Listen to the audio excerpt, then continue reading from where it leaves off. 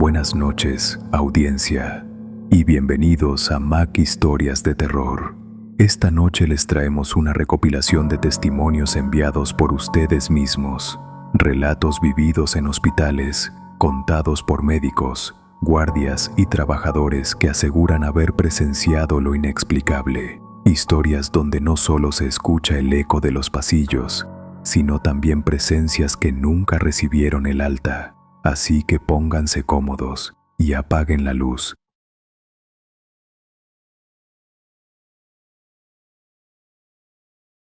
Mi nombre es Javier, y mi pega es mantener las tripas de este hospital funcionando. Soy del equipo de mantenimiento del Hospital Carlos Van Buren, en Valparaíso.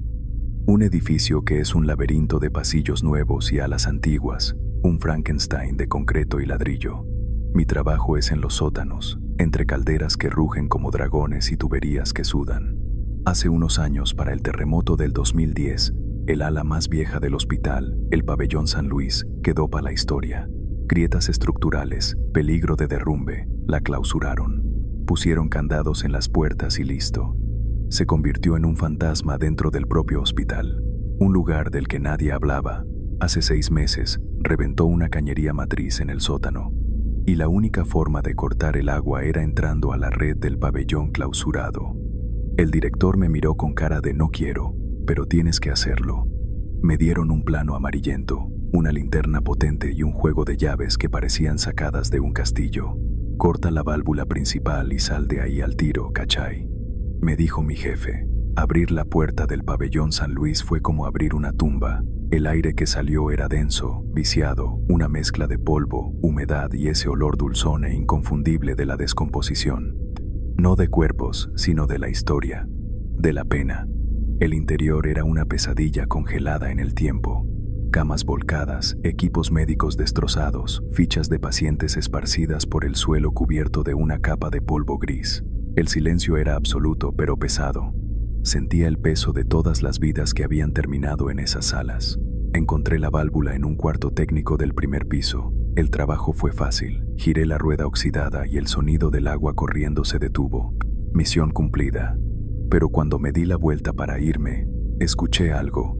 El sonido de una rueda. Una sola rueda de una camilla, chirriando lentamente en el pasillo. Chic, chic, chic. Me quedé helado. Hola.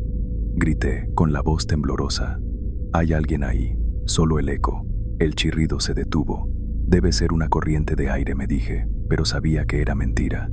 No había ventanas rotas, no había viento. Empecé a caminar de vuelta, apurando el paso.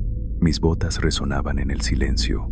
Al pasar por una de las salas comunes, mi linterna iluminó algo que me hizo detener en seco. En el centro de la sala había una silla de ruedas, vacía. No estaba allí cuando entré, estaba seguro, y en el suelo polvoriento había un rastro dejado por una sola rueda, que iba desde una esquina oscura hasta el centro de la habitación. Fue entonces cuando los sonidos empezaron de verdad. No eran fantasmas de película, eran ecos de dolor.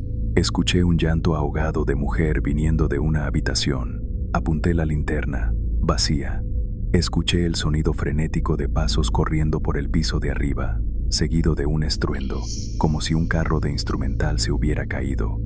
Y lo peor de todo, empecé a escuchar el sonido de un terremoto, un temblor bajo y constante que vibraba en la planta de mis pies, el crujido de las paredes, el tintineo de vidrios.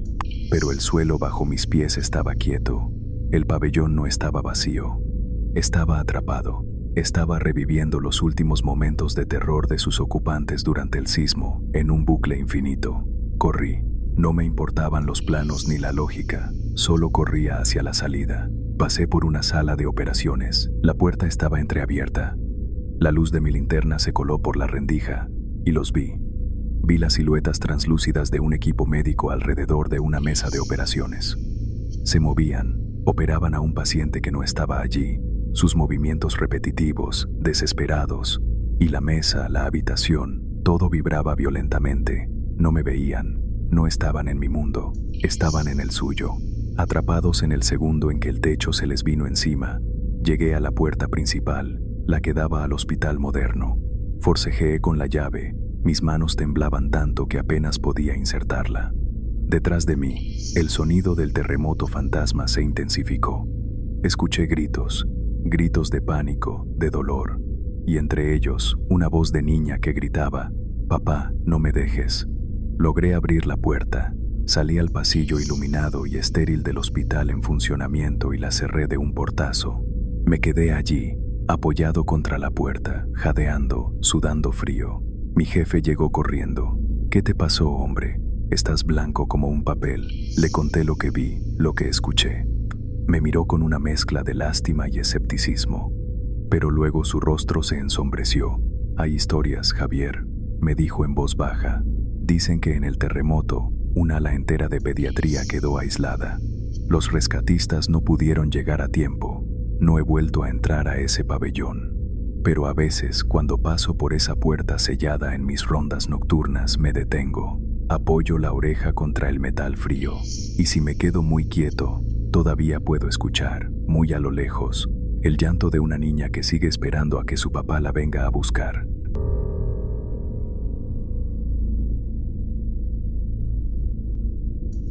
Mi nombre es Ana, soy médica, o al menos eso dice mi título. Hace un año, para cumplir con mi servicio rural, me enviaron a una pequeña posta en un pueblo perdido en la cordillera de Ancash, un lugar donde el cielo es inmenso, el silencio es casi sólido y la señal de celular es un mito. La posta era una construcción de adobe de 2 habitaciones, un consultorio y una sala con 4 camas. Era la única atención médica en 100 kilómetros a la redonda. La gente del pueblo era amable, pero reservada. Me trataban con respeto, pero con distancia, especialmente los más viejos. Noté que a menudo, antes de entrar a mi consultorio, murmuraban algo y se persignaban, pero no mirando a la pequeña cruz que colgaba en la pared, sino a la esquina vacía de la habitación. Las primeras semanas fueron tranquilas. Curé heridas, traté gripes, ayudé en un parto, pero luego empezó la fiebre del silencio, así la llamaban ellos. Llegó con las noches más frías. Los pacientes, casi siempre niños o ancianos, llegaban con una fiebre altísima que no respondía a ningún antipirético. Pero lo más extraño no era la fiebre, era el síntoma principal: perdían la voz. No era afonía, simplemente dejaban de hablar.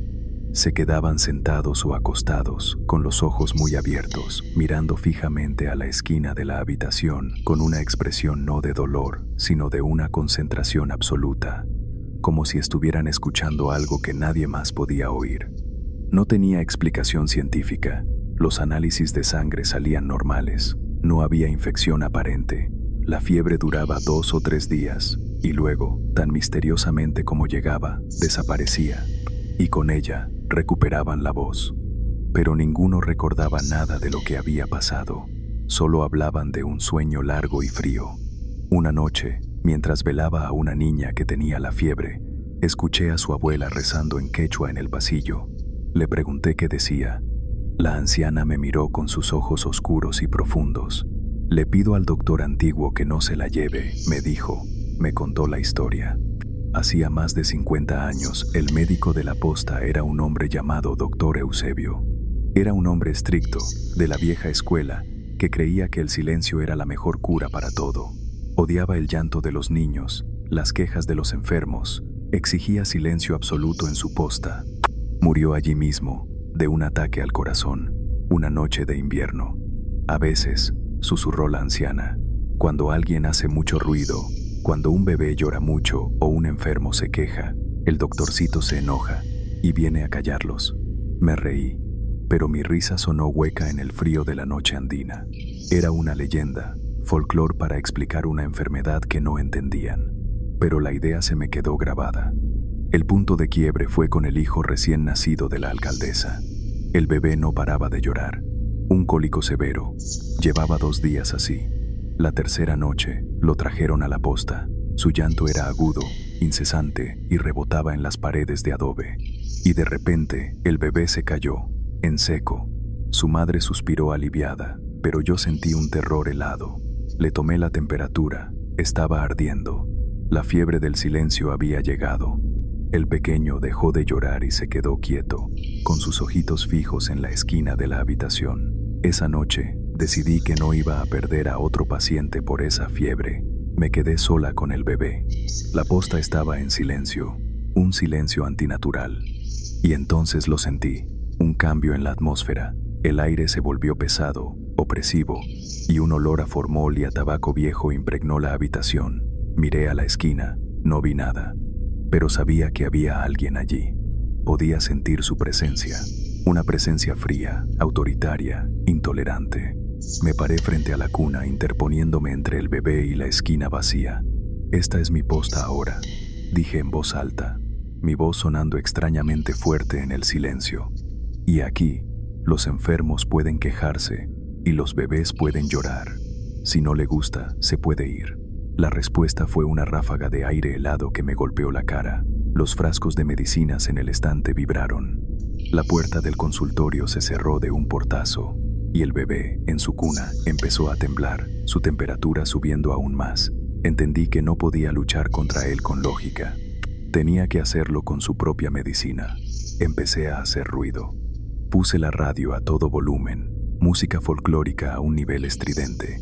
Empecé a cantar, a hablar sola, a recitar en voz alta los protocolos de tratamiento. Llené cada rincón de la posta con sonido. La sensación de opresión se hizo más fuerte. Las luces parpadearon. Escuché un susurro furioso, como el viento entre las grietas, que parecía decir «silencio», pero no me detuve. Cuando el sol empezó a salir, tiñendo de rosa los picos de las montañas, el olor a formol desapareció. El aire se sintió ligero de nuevo, y el bebé, por primera vez en horas, soltó un pequeño gemido. Su fiebre había empezado a bajar. No sé si ahuyenté al fantasma del doctor Eusebio o si simplemente fue la peor noche de mi vida, pero la fiebre del silencio no ha vuelto al pueblo. A veces, cuando la noche es muy silenciosa, creo que escucho un susurro furioso en el viento. Pero ahora, cuando un niño llora en mi consultorio, sonrío, porque sé que el sonido a veces es la mejor medicina.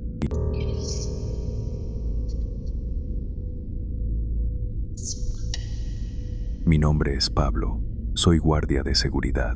Me pasé 10 años en un banco viendo gente con plata. Ahora llevo 2 años en un hospital privado de última generación en Palermo. Es más tranquilo, decían. Menos robos, más ayudar a viejitas a encontrar el baño. Trabajo en el turno noche, en el centro de monitoreo. Es un cuarto sin ventanas, con una pared cubierta de pantallas que muestran cada rincón del hospital.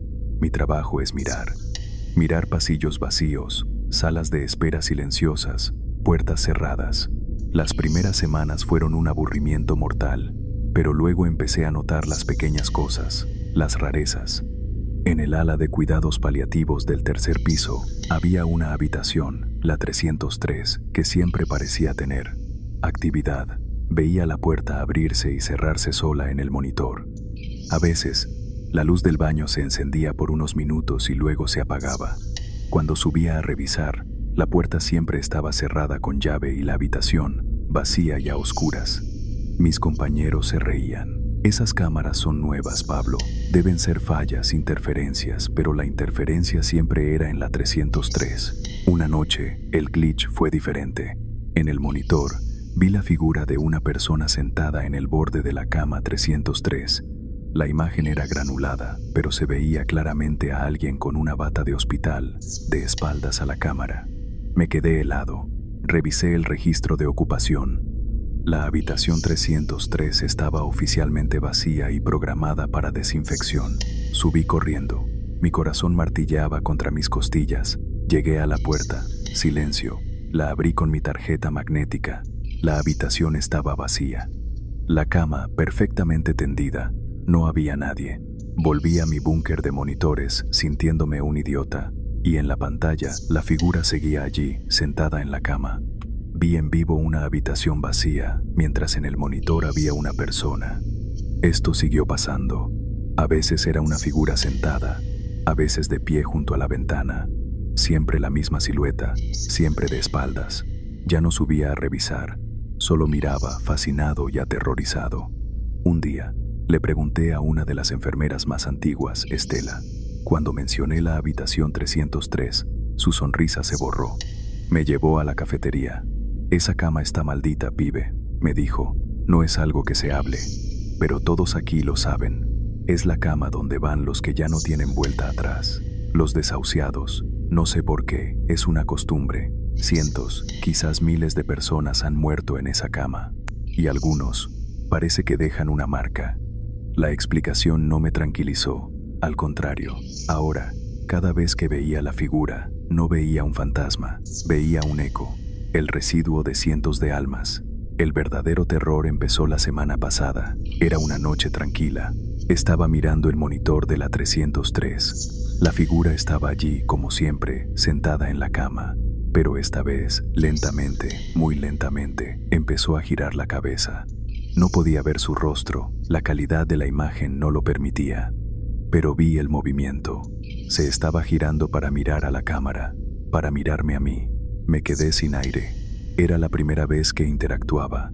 Sentí una conexión directa, un reconocimiento. Y entonces, la figura se puso de pie. Caminó lentamente hacia la puerta de la habitación. La atravesó y desapareció en el pasillo. Mi sangre se convirtió en hielo. Empecé a cambiar de cámara siguiendo el pasillo. No la veía. Pero entonces, la cámara del ascensor se activó. Las puertas se abrieron, no había nadie, y se cerraron. El indicador de piso empezó a bajar. 3, 2, 1, sótano, mi piso. Me quedé mirando la puerta de mi centro de monitoreo. No tenía cámara apuntando hacia mi propia puerta.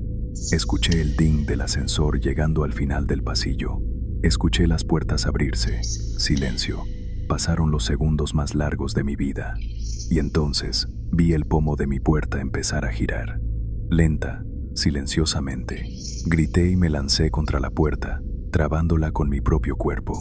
Al otro lado, sentí una presión, una fuerza fría y persistente que intentaba abrir. No había golpes, no había gruñidos, solo esa presión silenciosa y la certeza de que, al otro lado, había algo que había muerto cientos de veces y que había venido a visitarme. No sé cuánto tiempo estuve así, horas quizás, hasta que llegó el relevo de la mañana y encontró la puerta trabada desde adentro. Renuncié ese mismo día. Ahora trabajo de noche en un estacionamiento. Es al aire libre. Puedo ver el cielo. No hay pasillos, no hay puertas cerradas. Pero a veces, cuando un auto se va y el lugar queda en silencio, me parece ver en el reflejo de un parabrisas, por una fracción de segundo, la imagen granulada de una figura con una bata de hospital, de pie, justo detrás de mí.